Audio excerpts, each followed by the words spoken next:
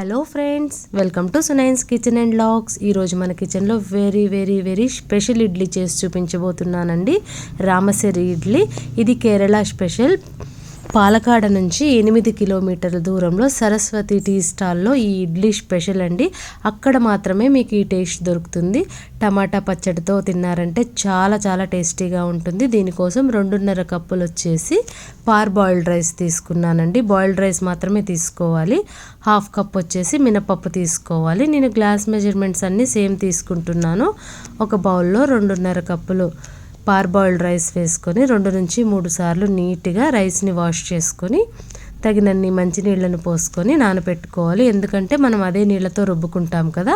ఇంకొక బౌల్లో 1/2 cup మినపప్పులో 1/4 spoon మెంతులు వేసుకొని నీట్గా వాష్ చేసుకొని 2-3 సార్లు తగినన్ని మంచినీళ్ళు పోసుకొని దీన్ని కూడా 5 గంటలు నాననివ్వాలి. పప్పు బియ్యం 2 కూడా విడివిడిగా నానేసుకొని 5 గంటలు నానిన తర్వాత వీటిని మనం గ్రైండ్ చేసుకుందాము. ఫస్ట్ అయితే మనం మినపప్పును గ్రైండ్ చేసుకుందాము. ఈ ఇడ్లీ వచ్చేసి చాలా టేస్టీగా ఉంటుందండి. ఇది సోకింగ్ ప్రాసెస్, స్టీమింగ్ ప్రాసెస్ 2 కూడా డిఫరెంట్గా ఉంటుంది. ఇప్పుడు మినపప్పు రుబ్బేసుకున్నాను. దీన్ని ఒక బౌల్లోకి తీసుకుంటున్నాను. ఇది వరల్డ్ ఫేమస్ ఇడ్లీ అండి. అంత టేస్టీగా ఉంటుంది, అంత సాఫ్ట్గా ఉంటుంది. ఇది అంత ఫేమస్ అక్కడ పాలకాడు నుంచి 8 కిలోమీటర్ల దూరంలో సరస్వతి టీ స్టాల్లో ఈ ఇడ్లీ మనకి అవైలబుల్లో ఉంటుంది కేరళలో. కేరళ వెళ్ళినప్పుడు మాత్రం ఈ ప్లేస్ని విజిట్ చేసి తప్పకుండా ఈ ఇడ్లీ తినాల్సిందే. చూడండి, ఇప్పుడు బియ్యం కూడా నేను కొన్ని నీళ్లు పోసుకొని మెత్తగా గ్రైండ్ చేస్తున్నాను. కొంచెం మెత్తగా గ్రైండ్ చేసుకుంటేనే మనకి ఇడ్లీలు చాలా సాఫ్ట్గా వస్తాయండి. సోకింగ్ ప్రాసెస్ కూడా నేను చెప్పిన అవర్స్లోనే మీరు చేశారంటే పర్ఫెక్ట్గా వస్తుంది. ఇప్పుడు మినపప్పు రుబ్బుకున్నాను కదా, అందులోనే ఈ బియ్యం రుబ్బుకొని కూడా వేసుకుంటున్నాను. వేసుకొని బాగా బీట్ చేయాలి. ఒక 5 నుంచి 10 నిమిషాల వరకు.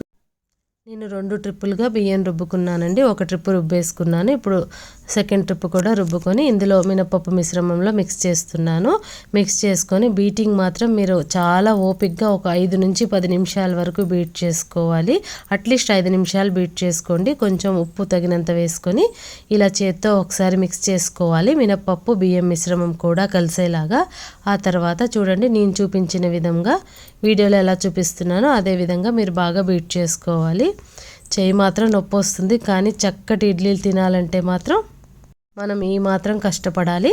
చూడండి, ఈ విధంగా మిక్స్ చేసేసుకొని అట్లీస్ట్ 8 to 9 hours వరకు దీన్ని ఫార్మేట్ చేసుకోవాలి. దీంట్లో పచ్చి టమాటా పల్లి పచ్చడి చాలా టేస్టీగా ఉంటుంది. అలా ట్రై చేయండి మీరు. పల్లి పచ్చడే కానీ పచ్చి టమాటాలు మగ్గబెట్టి మనం రుబ్బుకోవాలి. నెక్స్ట్ డే చూడండి, 8-9 hours తర్వాత ఫార్మేట్ ఎంత చక్కగా అయిందో. చక్కగా ఎయిర్ బబుల్స్ అన్నీ ఫామ్ అయినాయి. ఆ ఎయిర్ బబుల్స్ అన్నీ పోకుండా ఉండాలంటే మనం ఒకే డైరెక్షన్లో ఈ విధంగా మిక్స్ చేసుకోవాలి. మిక్స్ చేసుకొని నీళ్లు కావాలంటే ఇంకొంచెం నీళ్లు యాడ్ చేసుకోవచ్చు. యాడ్ చేసుకొని ఈ విధంగా చిల్లులు బేసిన్ తీసుకొని కింద ఇడ్లీ స్టాండ్ పెట్టేసి అందులో నీళ్లు పోసుకోవాలి. ఒక కాటన్ క్లాత్ తీసుకొని వైట్ కాటన్ క్లాత్ని తడుపుకొని దీని మీద ఇట్లా వేసుకొని చక్కగా ప్రెస్ చేసుకొని ఇందులో మనం పల్సగా ఇడ్లీ వేసుకోవాలండి. ఇడ్లీ ఎప్పుడు కూడా మందంగా వేయకూడదు. చూడండి, కన్సిస్టెన్సీ ఇలా ఉండాలి బ్యాటర్ది. మరీ లూజ్గా ఉండకూడదు, అదేవిధంగా టైట్గా కూడా ఉండకూడదు. ఇట్లా వేసుకొని కొంచెం దోశ స్ప్రెడ్ చేసినట్టు స్ప్రెడ్ చేయాలి. ఇట్లా పల్సగా చిన్న దోశల్లాగా స్ప్రెడ్ చేస్తూ వేస్తేనే వాటికి పర్ఫెక్ట్ టెక్చర్ వస్తుందండి. ఫ్లేమ్ మాత్రం సిమ్లోనే ఉండాలండి. మూత పెట్టుకున్న తర్వాత ఈ క్లాత్ని ఇలా పైనుంచి సైడ్ నుంచి ఆవిరి వెళ్ళిపోకుండా ఈ విధంగా క్లోజ్ చేసుకోవాలి. క్లోజ్ చేసుకొని ఒక 5 నుంచి 6 నిమిషాల వరకు మనం స్టీమ్ చేసుకున్నామంటే పర్ఫెక్ట్గా ఉడుకుతుంది. హై ఫ్లేమ్ పెట్టకూడదు, మీడియం ఫ్లేమ్ పెట్టకూడదు. కొంచెం సిమ్లోనే పెట్టుకొని మగ్గనిద్దాము. ఫ్లేమ్ ఆఫ్ చేసిన తర్వాత ఒక 5 నిమిషాలు సెటిల్ అవనిద్దామండి. వేడి మీద అయితే ఇడ్లీ అంటుకుపోతుంది, సరిగా రాదు. చూడండి, ఇప్పుడు నేను మూత ఓపెన్ చేసేసుకొని ఈ క్లాత్ని పైకి తీస్తున్నాను. ఒకసారి ఫింగర్తో ప్రెస్ చేసి చూసామంటే కరెక్ట్గా ఉడికిందో లేదో మనకు అర్థమైపోతుంది.